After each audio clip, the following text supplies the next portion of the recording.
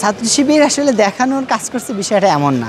একটা বিষয় হচ্ছে কাজ করলে কিছু বিষয় তো আপনি দেখবেন। পানির ফিল্টার তো আর গোপনে লাগানো পসিবল না, আর গোপনে লাগানোর প্রয়োজনও না। এটা যেটা প্রকাশ করার বিষয় এটা আমরা প্রকাশ করছি, যেটা প্রকাশ করার মতো না, ব্যক্তিগত গোপনীয়তা প্রয়োজন, এটা আমরা ব্যক্তিগত গোপনীয়তা বজায় রাখছি ভাবে আমরা কাজ করে যাচ্ছি। আজকে প্রথম ধাপে আমরা বিশ্ববিদ্যালয়ে 33টি পানির ফিল্টার স্থাপন করব এবং আমাদের এই প্রকল্পটি চালু থাকবে। আমরা ছাত্রী হলে একটা স্যানিটারি ন্যাপকিনের ভেন্ডিং মেশিন স্থাপন করব, আর হলো আমরা ছাত্রীদের কাপড় কাচার একটা দীর্ঘদিনের সমস্যা এখানে, এই জন্য আমরা ছাত্রী হলের নিচে আমরা ওয়াশিং মেশিন স্থাপন করার পরিকল্পনা করেছি। আমাদের শিবিরের অর্থগুলো মূলত প্রায় পুরোটাই আসছে আমাদের জগন্নাথ বিশ্ববিদ্যালয়ের যে সাবেক ভাইরা, যারা জগন্নাথ কলেজের স্টুডেন্ট ছিল।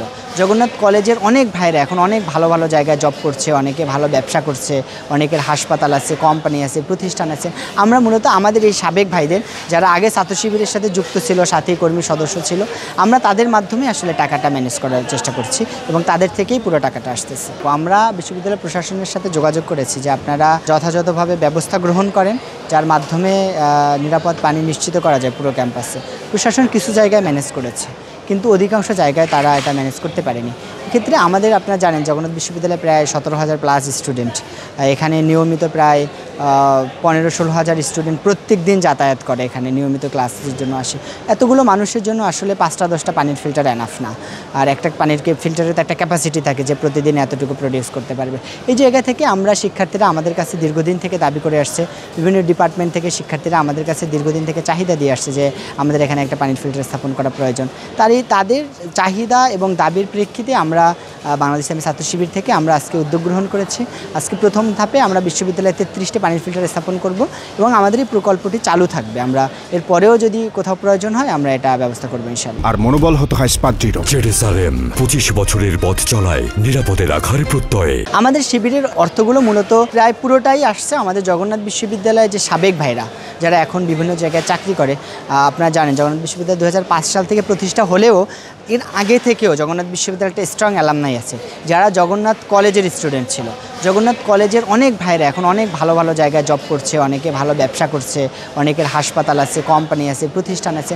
আমরা মূলত আমাদের এই সাবেক ভাইদের, যারা আগে ছাত্র শিবিরের সাথে যুক্ত ছিল, সাথী কর্মী সদস্য ছিল, আমরা তাদের মাধ্যমে আসলে টাকাটা ম্যানেজ করার চেষ্টা করছি এবং তাদের থেকেই পুরো টাকাটা আসতেছে। এই মাসের ভিতরে আমাদের আরও কিছু কার্যক্রম হাতে নেওয়া আছে। এক নম্বর হচ্ছে আমরা আমাদের ছাত্রী বোনরা দীর্ঘদিন থেকে আমাদের একটা দাবি করে আসছিল, আমরা এটা একটা পূরণ করতে চাচ্ছি। আমরা ছাত্রী হলে তাদের যে রিডিং রুম আছে, এখানে একটা স্যানিটারি ন্যাপকিনের ভেন্ডিং মেশিন স্থাপন করব, আর হলো আমরা ছাত্রীদের কাপড় কাচার একটা দীর্ঘদিনের সমস্যা এখানে, এই জন্য আমরা ছাত্রী হলের নিচে আমরা ওয়াশিং মেশিন স্থাপন করার পরিকল্পনা করেছি, যাদের মাধ্যমে বোনরা এখান থেকে ইজিলি কাপড় কাচতে পারে।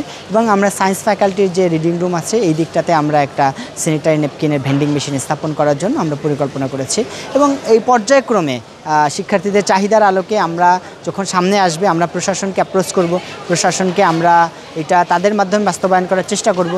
আমরা তারপরেও যদি কোনো বিষয় প্রশাসনের মাধ্যমে না পারি, কিন্তু শিক্ষার্থীদের ইমিডিয়েট প্রয়োজন, তাহলে আমরা এটা তখন আমাদের জায়গা থেকে চেষ্টা করব ম্যানেজ করার জন্য।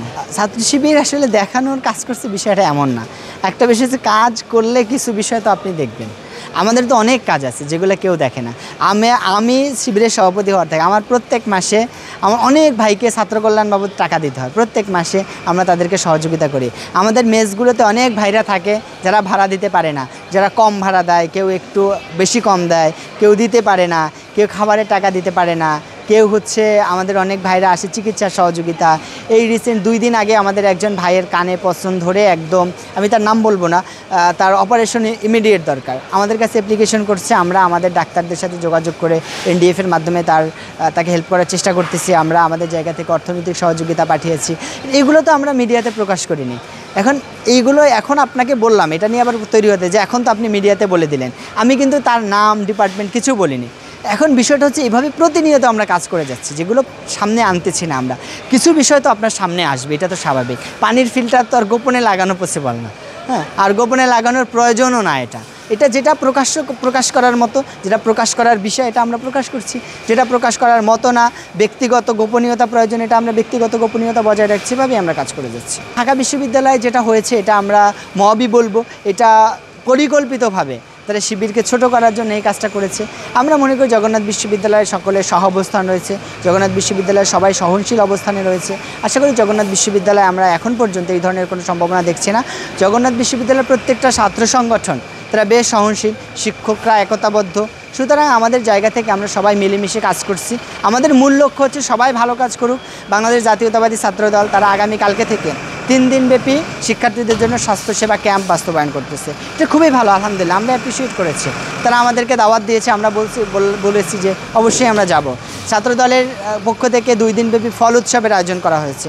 আমরা এখানে সকল দায়িত্বশীলরা গতকালকে গিয়ে আমরা তাদের আপ্যায়ন গ্রহণ করেছি, ফল খেয়েছি। ছাত্রদলের নেতৃবৃন্দ ছিল, তাদের সাথে আমরা একসাথে খাওয়া দাওয়া করেছি।